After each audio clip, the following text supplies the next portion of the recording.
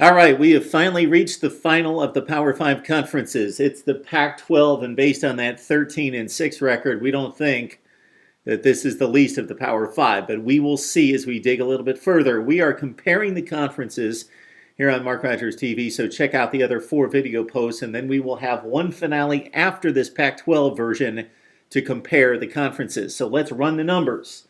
It looks impressive at 13-6, but let's give it some context here. So in those 13 wins for the Pac-12, their teams on the field for the Pac-12 in those 13 games went a combined 124-47. Pretty strong teams. They went 77-42. That actually gives us more context. They went 77-42 in conference play. The average seed for the Pac-12 in those games was 5.1. So out of the 12 teams in the Pac-12, they averaged a 5.1 seed. Actually, it was a little bit higher than that, but we adjusted to a 14-team league. We've explained that before.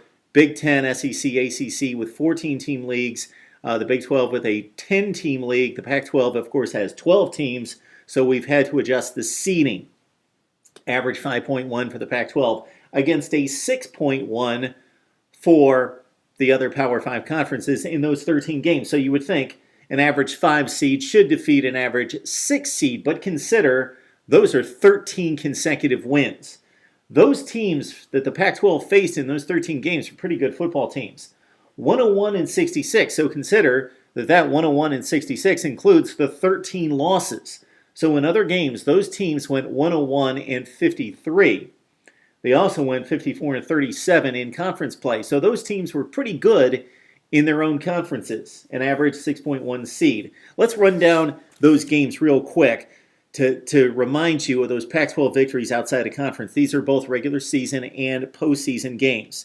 Oregon beat Michigan State in that marquee matchup. Oregon, of course, also defeated Florida State in the college football playoffs. Washington over Illinois. Couple wins over Notre Dame by USC and Stanford. We gave Notre Dame a 5.5 seed between a 5 and a 6 seed once we compared them against the Power 5 conference teams. Okay, in postseason play, Stanford mauled Maryland. There was a Cal win over Northwestern. USC in a really good game in the Holiday Bowl against Nebraska. UCLA with a big win over a number 3 seed in the Big 12, Kansas State. UCLA had some other wins out of conference, Virginia and Texas.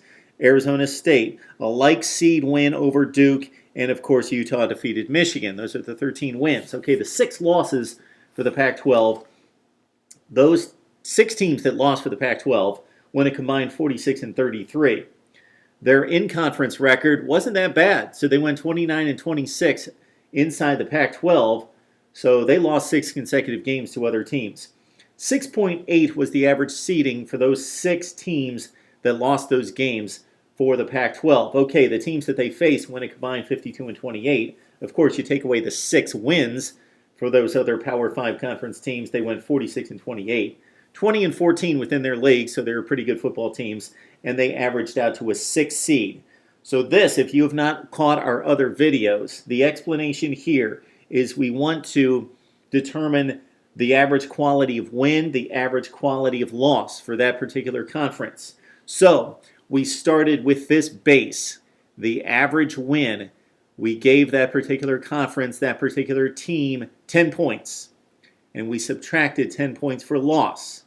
And then we took seeding into consideration because, of course, a bad team in the Pac-12, one of the lesser teams, if they're playing one of the top teams in the Big Ten or the SEC or somewhere else, we would expect them to lose. So that has to be quantified. We can't just subtract 10 points and say Cal lost to Ohio State. Well, they should lose to Ohio State, so that has to be adjusted. And this is the way we adjusted the wins and the losses. Again, we start with 10 points. So, for example, Oregon defeats Florida State in the national semifinal. Florida State's a number 1 seed in the ACC. Oregon's a number 1 seed in the Pac-12. That's a wash. They're both 1 seeds. So we stay with the 10-point win for the Pac-12. All right. Different example that takes the seeding into account. We've got a Cal win over Northwestern. Cal, the 9 seed in the Pac-12, adjusted 10 seed, defeated Northwestern, the 11 seed in the Big Ten. So it's a comparable seeding matchup, but Cal was a one better seed in the Pac-12 than Northwestern in the Big Ten. So we subtract 1 point from that victory for the Pac-12. So the Pac-12 gets 9 points for that win. The Pac-12 across the board didn't really have any severe wins or negative losses, unlike the other conferences where, for example, Virginia Tech beat Ohio State or Indiana beat Missouri and the seeding was way off and it really gave a ton of points to a particular conference or took away a ton of points. Most of their wins and losses are very understanding, very much to the chalk of the seeding. The losses, of course, in the national championship game, Oregon, 1 seed, lost to Ohio State, the 1 seed. Rutgers beat Washington State. Oklahoma State defeated Washington in the bowl game. Notre Dame over Stanford.